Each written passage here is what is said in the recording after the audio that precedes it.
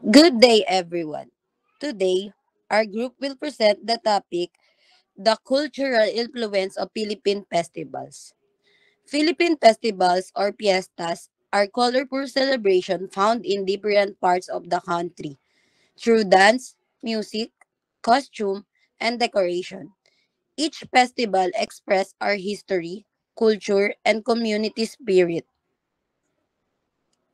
Tara na sa Quezon, ika'y sumama na.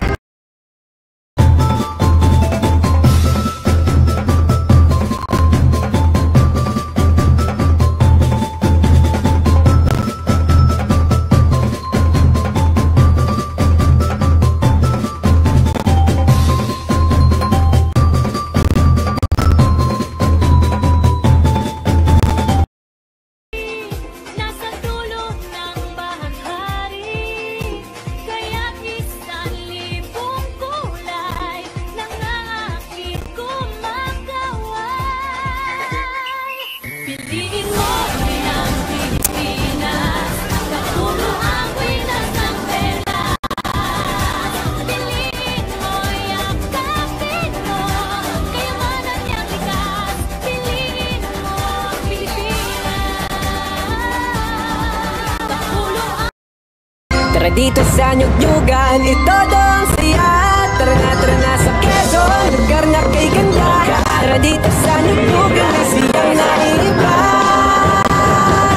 Sa Quezon tara na, yumugyug sayaw indak, yumugyug sayaw indak. Sa Quezon tara na, sa Quezon tara na, yumugyug sayaw indak, yumugyug sayaw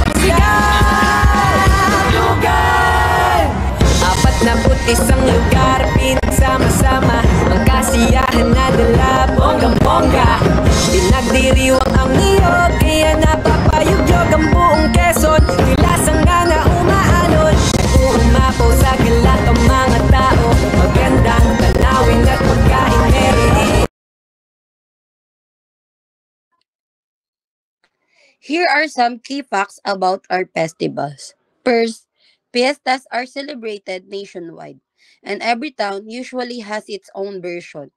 Second, their origins come from a mix of indigenous rituals and Spanish colonial and influences. Many festivals honor patron saints, celebrate a good harvest, or highlights the culture of the community. Each one has its own story, symbol, and unique style of art.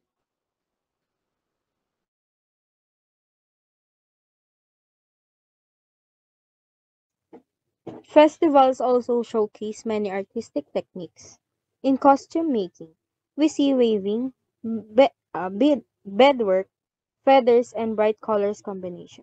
For choreography, dancers use synchronized movements, formations, and storytelling through dance.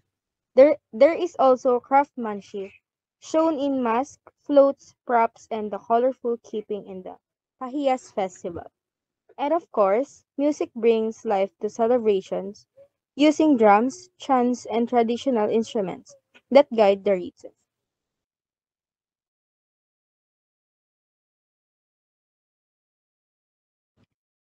Cultural historical context. Why festivals matter? Festivals are important because they help preserve our history and ancestral traditions. They blend pre-colonial rituals with Catholic practices introduced during Spanish colonializations. Festivals also bring communities together and strengthen our cultural identity. They combine art, religion, dance, and storytelling, making each celebration meaningful.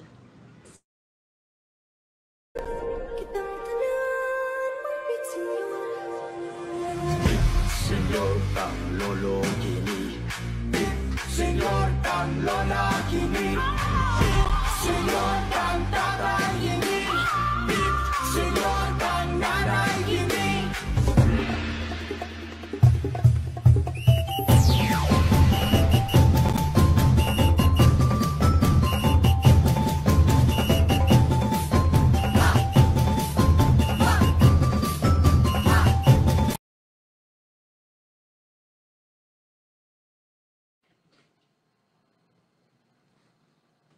In festivals, different art elements work together. Color creates energy and excitement. Lines appear in the costume and choreography. Shapes are seen in the mask, floral designs, patterns. Textures comes from the layers of beads, feathers, and woven material. We also see a movement in the lively dances and parade formation and sounds from the drums and music. All these elements blend in the creative and vibrant, unforgettable festivals here in the Philippines.